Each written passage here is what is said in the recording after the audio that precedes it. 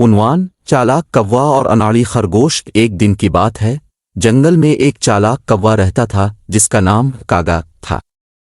کاگا ہمیشہ چالاکی سے اپنے کام نکال لیتا تھا اور جنگل کے دوسرے جانور اسے بہت ذہین سمجھتے تھے۔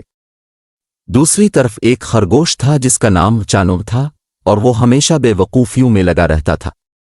وہ اپنی اناڑی حرکتوں کی وجہ سے جنگل کے جانوروں کا مذاق بن چکا تھا۔ ایک دن چانو کو بہت بھوک لگی لیکن اسے کچھ بھی کھانے کو نہیں ملا۔ اچانک اسے ایک درخت کے اوپر کاگا کو دیکھا جس کے منہ میں ایک بڑا سا کیک کا ٹکڑا تھا۔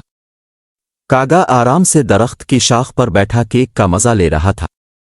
چانو نے سوچا، اگر میں کاگا سے یہ کیک چھین سکوں تو میری بھوک مٹ جائے گی۔ پھر اسے ایک ترکیب سوجھی۔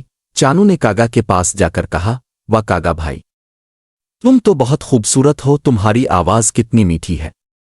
مجھے تو یقین ہی نہیں آتا کہ جنگل میں تم سے زیادہ خوبصورت اور بہترین گانے والا کوئی ہو سکتا ہے۔ کاش میں تمہیں گاتے ہوئے سن سکتا۔ کاگا اپنی تعریف سن کر بہت خوش ہوا۔ اس نے سوچا، آج تو میری تعریفیں ہو رہی ہیں، کیوں نہ میں اسے اپنی آواز کا جادو دکھا دوں۔ جیسے ہی کاگا نے منہ کھولا اور گانا گانے کی کوشش کی، کیک کا ٹکڑا اس کے منہ سے گر گیا اور سیدھا چانو کے ہاتھ میں آ گیا۔ چانو نے فوراً کیک کا ٹکڑا الفاٹ الف اور ہنستے ہوئے بھاگ نکلا۔